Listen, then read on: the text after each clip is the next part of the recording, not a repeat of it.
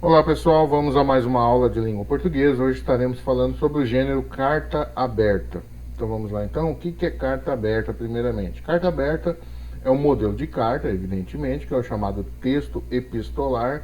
Epístola vem de carta, tá? Significa carta na verdade, então um texto que deriva da carta, que tem como principal característica, vejo tanto de funções que ele vai abarcar. Ó, informar, instruir, alertar, protestar, reivindicar ou argumentar sobre determinado assunto. Então a carta aberta, ela pode se dirigir a várias coisas, fazer várias coisas. Então quando você lê a carta aberta também, você verifica que a função dela é muito abrangente. E como ela, o próprio nome diz, aberta, pelo seguinte, porque ela não é dirigida a uma pessoa, porque uma carta ela pode ter a função de ser entre duas pessoas tão somente, né, ou um grupo fechado de pessoas.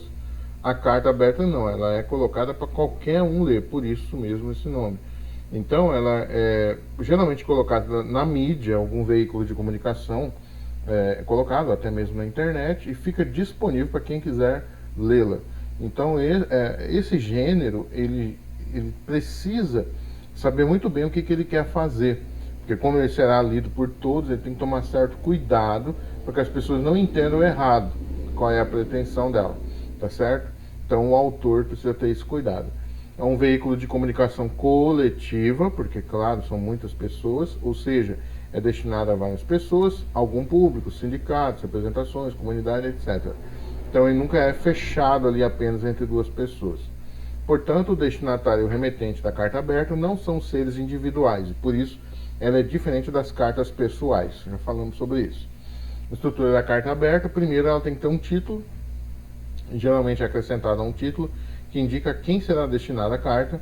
Então, por exemplo, ao povo brasileiro, aos trabalhadores de tal empresa, ou aos nossos clientes. Ela pode ser dirigida dessa forma.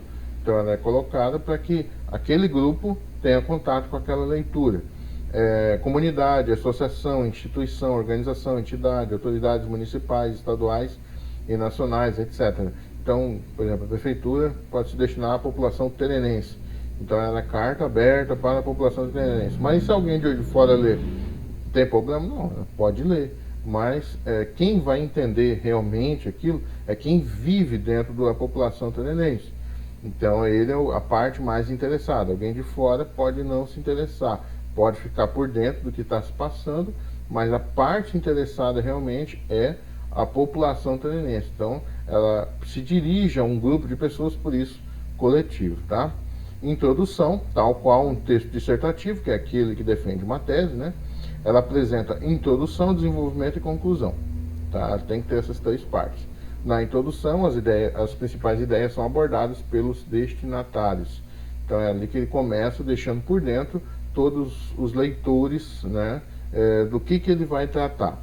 No desenvolvimento, segundo a proposta da carta, nesse momento serão apontados os principais argumentos e pontos de vista referentes ao assunto abordado.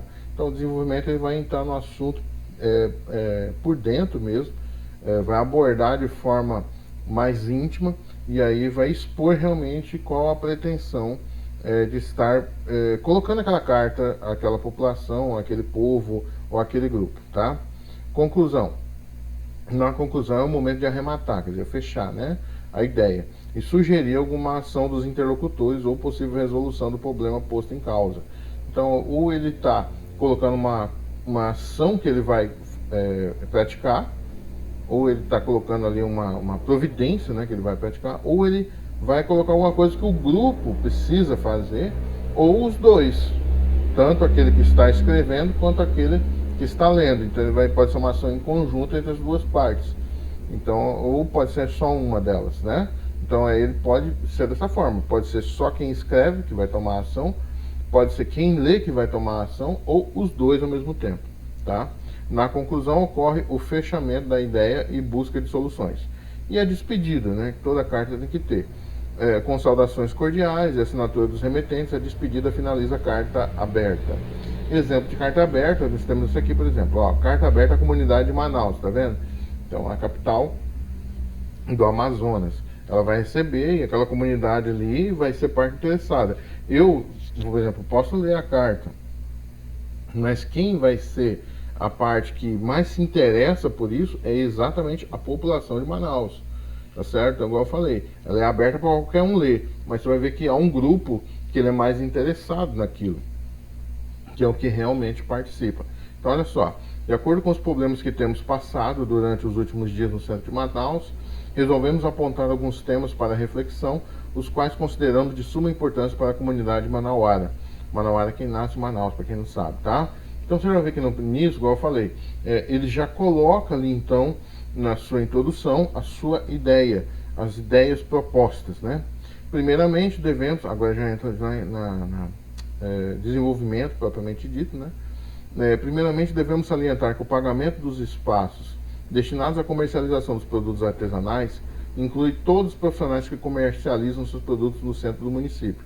Assim, após a inscrição na Prefeitura Municipal, os inscritos deverão pagar a matrícula do espaço alugado e ainda um valor de 20% das vendas anuais. Então, ele está estabelecendo ali alguns acordos com a população de Manaus.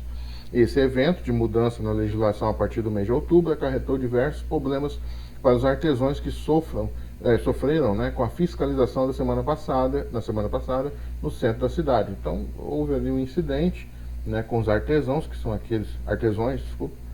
Uns falam artesãos, outros falam artesões. Eu fico no artesãos. E aí o que acontece? Houve ali algum incidente, pelo que ele está falando, né? E aí ele está conseguindo estabelecer, está tentando estabelecer, na verdade, um acordo entre as partes. Visto a repercussão do episódio, decidimos entrar em contato com o órgão responsável para ampliar o tempo de cadastramento de todos os artesãos. Já mudou aqui, você está vendo? Dentro da carta. Visto a desorganização das últimas inscrições, bem como a falta de informação. Além disso, depois de nosso contato, a rádio e canal local de televisão ficaram encarregadas de divulgar durante um mês informações sobre a nova legislação, bem como a importância do cadastramento e detalhes sobre o pagamento dos espaços locais. E agora ele vai concluir, tá? Esperamos que todos estejam atentos. Ele está colocando agora que tanto a prefeitura, as autoridades vão tomar uma atitude, mas também a população vai ter que ter. Lembra que nós falamos? Então as duas partes vão ter que praticar uma ação. Estejam atentos, uma vez que o trabalho de produção e comercialização de produtos artesanais representa uma parte considerável de nosso patrimônio e, portanto, possui um valor inestimável para a comunidade. Então todo mundo ali vai ter que participar, certo? Atenciosamente, a Associação de Artesãos de Manaus. Então você vai ver ali que ele é aberto, tem várias pessoas que vão ler, mas há um grupo maior interessado, população de Manaus. E depois ele vai restringir um pouco mais, que são os artesãos, aqueles que trabalham com artesanato, com suas próprias mãos, produzindo algo. E aí ele vai estabelecer isso tudo, tá certo?